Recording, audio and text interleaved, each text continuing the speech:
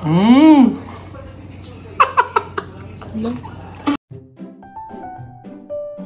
I really love it. Una, paghaluin niyo yung rice flour tsaka yung gata, depende sa gusto niyo. Depende sa dami. Tapos after nyan, yan, mekos-mekos lang. Tapos pagka medyo lumapot na, pwede mong dagdagan ng flour para hindi masyadong mundikit. Yan, tulad yung nasa video. Yan, yung nilagyan ko ng konting flour para hindi masyadong lumikit. Para yan, mamasa mo na siya. Tapos tuloy-tuloy mo lang. Hanggang mamaya, yes, pwede mo na siyang start na bilog-bilugin. Bula-bulahin mo para mikis mo lang.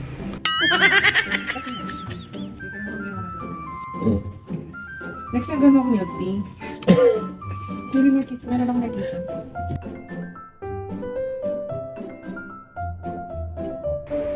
Yan, tuloy-tuloy mo lang. Sa after yung flat, kailangan mo namang yung butasin. Dahil kailangan mo siyang butasin para pagka pinarito mo siya, maluluto siya hanggang loob. Yan, tuloy-tuloy lang. Yan, sige, butasin mo lang.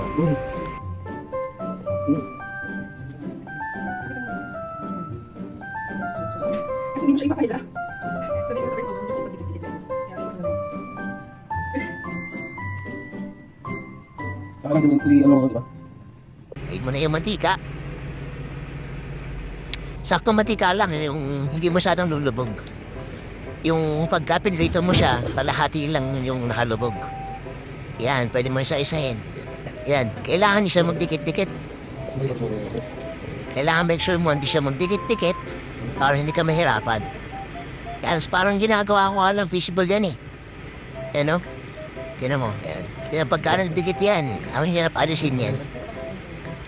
Yan, tuloy-tuloy mo lang, balik-tuloy mo. Ingat ka lang, sod lang magdidikit. Sa maluto na siya. Luto mo ulit eh.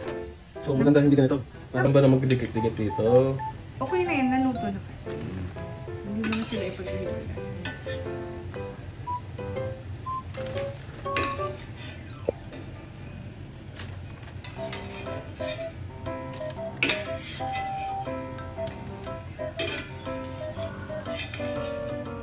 Okay, ang sugar. Tapos ito na yung pinaka-importante sa lahat, yung pagluluto ng sugar.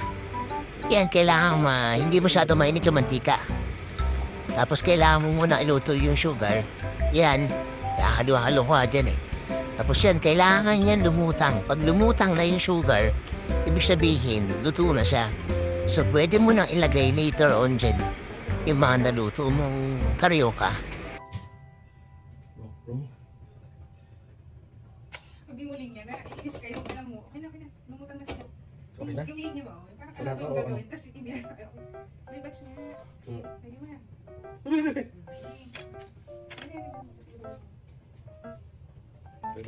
na lang, siguro mga half lang, half ulit. Parang kanina. Kasi, gusto ko nilagay ko lahat, hirap na hirap. Okay na yan. Sige, mix. Mix na yan, pero may lulubog. Yes. May lulubog yan. Yan, nakikagalaw mo yan, mga boss.